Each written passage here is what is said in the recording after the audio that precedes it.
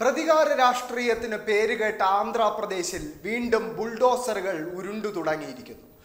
ആന്ധ്രാപ്രദേശിന്റെ ചരിത്രത്തിലാദ്യമായി ഒരു പ്രതിപക്ഷ കക്ഷിയുടെ ഓഫീസ് പൊളിച്ചു തള്ളിയിരിക്കുകയാണ്. സത്യപ്രതിജ്ഞ ചെയ്ത ദിവസങ്ങൾക്കകം ചന്ദ്രബാബു നായിഡു എന്ന BJP സഖ്യകക്ഷി തന്റെ പ്രതികാര നടപടികൾ ആരംഭിച്ചിരിക്കുകയാണ്. ആന്ധ്രാപ്രദേശിൽ ഇന്ന് പുലർച്ചെ YSR കോൺഗ്രസിന്റെ ദേശീയ കമ്മിറ്റി ഓഫീസ് പൊളിച്ചു തള്ളിയിരിക്കുകയാണ്. ആന്ധ്രാപ്രദേശ് ക്യാപിറ്റൽ റീജിയൻ ഡെവലപ്മെന്റ് അതോറിറ്റിയാണ് അനധികൃതമായി കയ്യേറിയ സ്ഥലത്ത് കെട്ടിടം നിർമ്മിച്ചു എന്നാരോപിച്ച് YSR കോൺഗ്രസിന്റെ ദേശീയ കമ്മിറ്റി ഓഫീസ് കെട്ടിടം പൊളിച്ചു തള്ളുന്നത്. ഇതിന്റെ ദൃശ്യങ്ങൾ ഇപ്പോൾ പുറത്തു വന്നിട്ടുണ്ട്. ആ ദൃശ്യങ്ങൾ ആദ്യം ഒന്ന് കാണാം.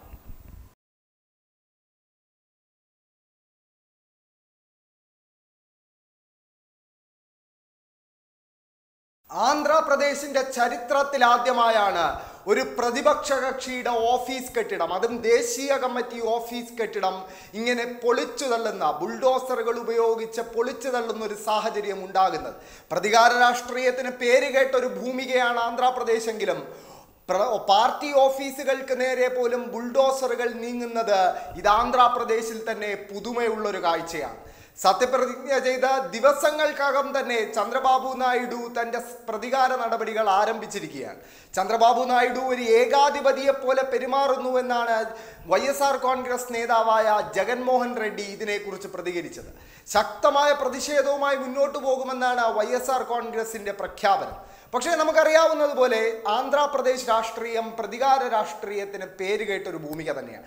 നേരത്തെ ജഗൻമോഹൻ റെഡ്ഡി മുഖ്യമന്ത്രിയായിരുന്ന കാലത്ത് അഴിമതി കേസിൽ ഇതേ ചന്ദ്രബാബു നായിഡുവിനെ ജയിലിലടയ്ക്കുന്ന കാഴ്ച നമ്മൾ കണ്ടിരുന്നു. അതിൻ്റെ ഒരു പ്രതികാര നടപടിയാണ് ഇപ്പോൾ സംഭവിക്കുന്നതെന്നാണ് രാഷ്ട്രീയ നിരീക്ഷകർ വിലയിരുത്തുന്നത്. വലിയ ആധിപത്യം YSR കോൺഗ്രസിന് ഉണ്ടായിരുന്ന ഒരു പ്രദേശമാണ് ആന്ധ്രാപ്രദേശ്. പക്ഷേ ഇത്തവണ സമാന്തരമായി നടന്ന ലോക്സഭാ തെരഞ്ഞെടുപ്പിലും നിയമസഭാ തെരഞ്ഞെടുപ്പിലും വലിയ തിരിച്ചടിയാണ് YSR കോൺഗ്രസിന് നേരിടേണ്ടി വന്നത്. ലോക്സഭാ തെരഞ്ഞെടുപ്പിന്റെ കാര്യം പരിശോധിക്കുകയാണെങ്കിൽ 2019 അന്നും നിയമസഭാ തെരഞ്ഞെടുപ്പും ലോക്സഭാ തെരഞ്ഞെടുപ്പും സമാന്തരമായാണ് നടന്നത്. അന്ന് വലിയ വിജയം രണ്ട് തെരഞ്ഞെടുപ്പിലും സ്വന്തമാക്കിയ YSR കോൺഗ്രസിന് വലിയ തിരിച്ചടി TDP BJP ജനസേന സഖ്യം നൽകുന്ന കാഴ്ചയാണ് ഇത്തവണത്തെ ലോക്സഭാ തെരഞ്ഞെടുപ്പിൽ നമുക്ക് കാണാൻ സാധിച്ചത്. കഴിഞ്ഞ തവണ 22 ലോക്സഭാ അംഗങ്ങളെ വിജയിപ്പിക്കാൻ സാധിച്ച YSR കോൺഗ്രസിന് ഇത്തവണ വെറും 4 അംഗങ്ങളെ മാത്രമാണ് ആന്ധ്രാപ്രദേശിൽ നിന്നും ലോക്സഭയിലേക്ക് വിജയിപ്പിക്കാനായത്. അതേസമയം TDP തെലുങ്കുദേശം പാർട്ടി എന്ന ചന്ദ്രബാബു നായിഡുവിൻ്റെ TDP കഴിഞ്ഞ തവണ 2019 3 പേരെയാണ് ലോക്സഭയിൽ എത്തിച്ചെങ്കിൽ ഇത്തവണ 16 പേരെ ലോക്സഭയിൽ അംഗങ്ങളാക്കി മാറ്റാൻ TDPക്ക് സാധിച്ചു. TDPയുമായി സഖ്യത്തിൽ മത്സരിച്ച ജനസേന മത്സരിച്ച 2 ലോക്സഭാ സീറ്റുകളിലും വിജയം സ്വന്തമാക്കി. BJP ആകട്ടെ ഒരു ലോക്സഭാംഗം പോലും ആന്ധ്രാപ്രദേശിൽ നിന്നും ഇല്ലാതിരുന്ന BJPക്ക് ഇത്തവണ TDP ജനസേന സഖ്യത്തിന്റെ ബലത്തിൽ 3 ലോക്സഭാ അംഗങ്ങളെയാണ് ലഭിച്ചിരിക്കുന്നത്. ഇനി നിയമസഭയുടെ കാര്യം എടുക്കുകയാണെങ്കിലും TDP ജനസേന BJP സഖ്യത്തിന്റെ വലിയ മുന്നേറ്റത്തിനാണ് ആന്ധ്രാപ്രദേശ് സാക്ഷ്യം വഹിച്ചത്. കഴിഞ്ഞ 2019 നിയമസഭാ തെരഞ്ഞെടുപ്പിൽ 151 സീറ്റുകൾ വിജയിച്ചാണ് YSR കോൺഗ്രസ് അധികാരം പിടിച്ചെടുക്കുന്നത്. അന്ന് അത് ആന്ധ്രാപ്രദേശ് ചരിത്രത്തിലെ തന്നെ ഏറ്റവും വലിയ വിജയങ്ങളിലൊന്നായിരുന്നു.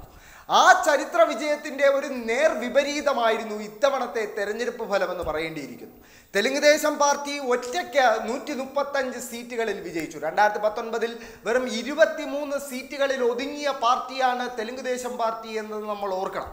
ഇത്തവണ YSR കോൺഗ്രസിന് കഴിഞ്ഞ തവണ 151 പേരെ വിജയിപ്പിക്കാൻ കഴിഞ്ഞ YSR കോൺഗ്രസിന് ഇത്തവണ വെറും 11 പേരെയാണ് നിയമസഭയിൽ അംഗങ്ങളാക്കി മാറ്റാൻ സാധിച്ചത്.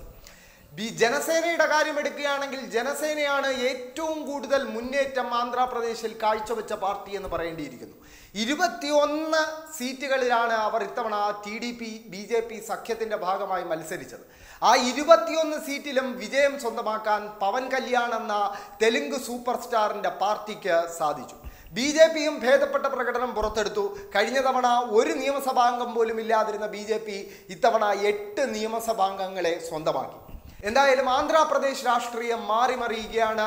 പ്രതികാര നടപടികളുമായി ചന്ദ്രബാബു നായിഡുവും അദ്ദേഹത്തിന്റെ സർക്കാരും മുന്നോട്ട് തന്നെ പോവുകയാണ്. കോൺഗ്രസിന്റെ പ്രതിപക്ഷമായ കോൺഗ്രസിന്റെ ദേശീയ കമ്മിറ്റി ഓഫീസ് നിർമ്മാണത്തിലിരുന്ന ദേശീയ കമ്മിറ്റി ഓഫീസ് ഹൈക്കോടതി ഉത്തരവ് പോലും മറികടന്ന് പൊളിച്ചുകൊണ്ടാണ് ചന്ദ്രബാബു നായിഡു അദ്ദേഹത്തിന്റെ പ്രതികാര നടപടികൾ ആരംഭിച്ചിരിക്കുന്നത്.